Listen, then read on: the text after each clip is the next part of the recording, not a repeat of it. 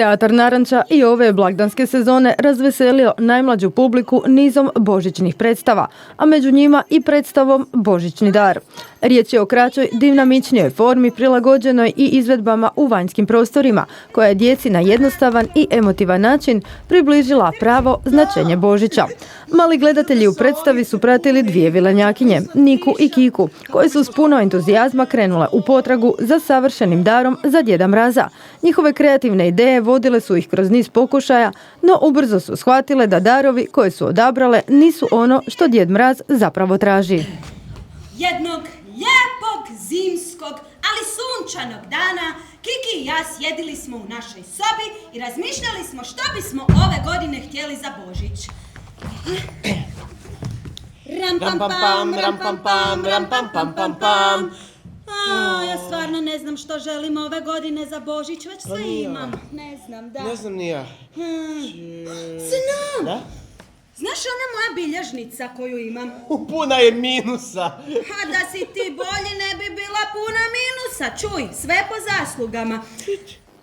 Kroz razočaranja i međusobne razgovore, vilenjakinje su na kraju otkrile važnu poruku. Da pravi dar dolazi iz srca te nosi toplinu ljubavi i prijateljstva.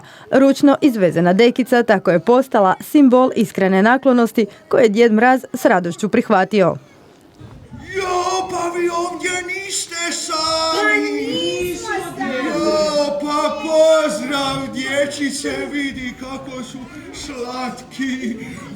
Djede. Recite. Vidi, nešto smo napravili za tebe. Ovu dekicu, izvoli.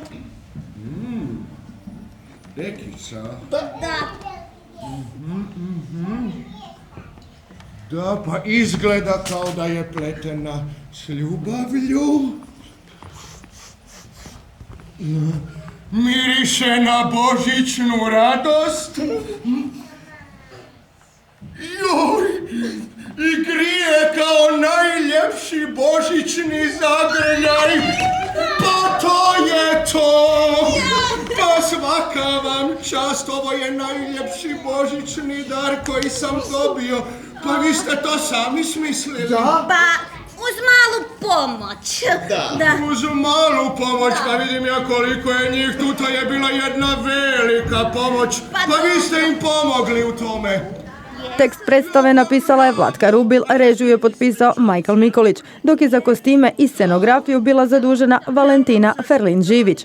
Predstava je namijenjena djeci starijoj od 3 godine. Iz Teatra Naranča posebno su istaknuli zadovoljstvo reakcijama publike, naglašivši kako su roditelji pohvalili bliskost priče djeci te jednostavan, ali snažan način na koji je prenijela pravu bit blagdana.